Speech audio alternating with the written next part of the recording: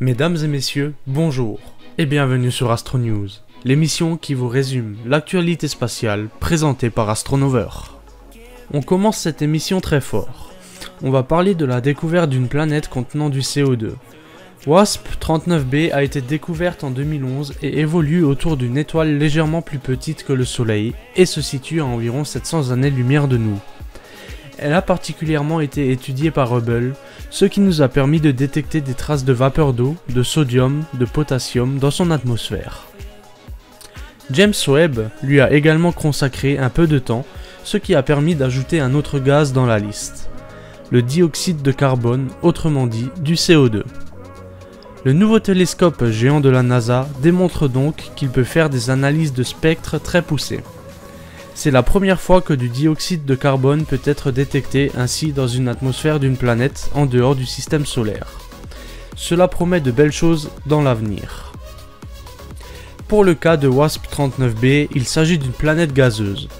Il ne faut donc pas relier le dioxyde de carbone à une activité biologique. En revanche, James Webb pourra effectuer ce même type d'analyse pour des super-terres, ce qui sera plus intéressant pour la recherche de vie extraterrestre. On continue avec James Webb qui a pointé son objectif vers Jupiter, ce qui nous a offert de magnifiques clichés de celle-ci. On peut y voir les anneaux de cette géante, deux de ses lunes et des aurores polaires. Les équipes de cette mission ont été surprises par la qualité des clichés qui dépassent largement les attentes.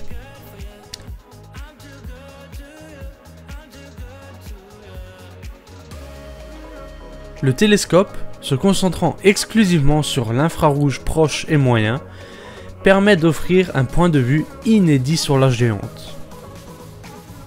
On la voit ici en fausse couleur, mais ce cliché peut aider à comprendre la structure des nuages à différentes altitudes. Dans le système solaire, les sondes visent Vénus. Notre plus proche voisine a été délaissée au profit de Mars. Cela va très rapidement changer depuis que plusieurs missions américaines, européennes ou encore indiennes ont été approuvées. Parmi celles-ci, une se prépare sur fonds privés.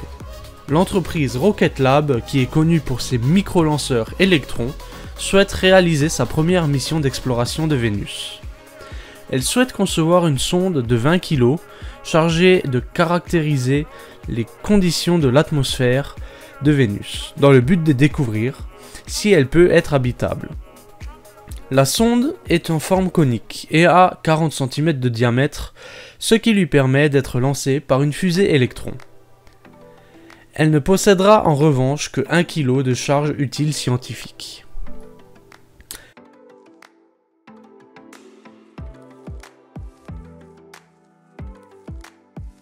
Rocket Lab souhaite aller vite. La mission est donc prévue pour mai 2023, pour arriver à Vénus en octobre 2023.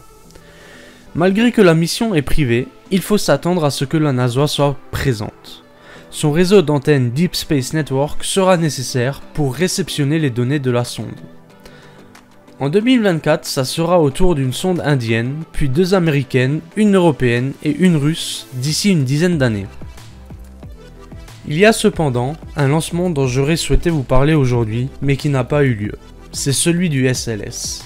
La première étape de la mission des Américains du retour vers la Lune devait avoir lieu le 29 août, mais a finalement été reportée au 3 septembre à cause de soucis techniques.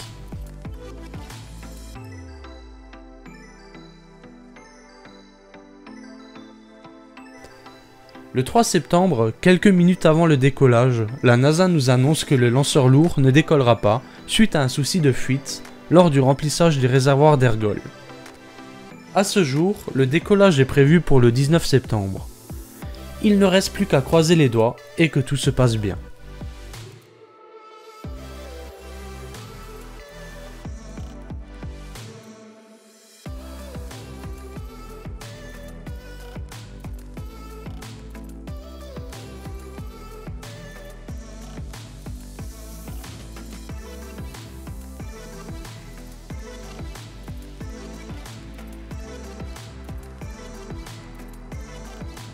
Un autre lancement a eu lieu ces derniers jours en Chine, le 26 août plus précisément.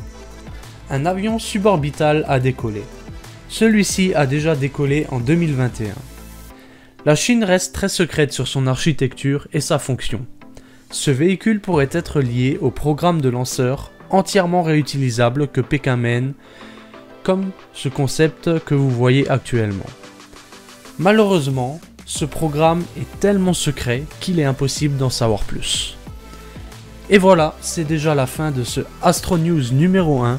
Je vous invite à aller dans l'espace commentaire, à me dire si ce format vous plaît, ce qui peut être amélioré et ce que je dois arrêter. C'était tout pour moi, c'était Astronover. N'hésitez pas à lever les yeux au ciel et surtout à vous abonner. Peace!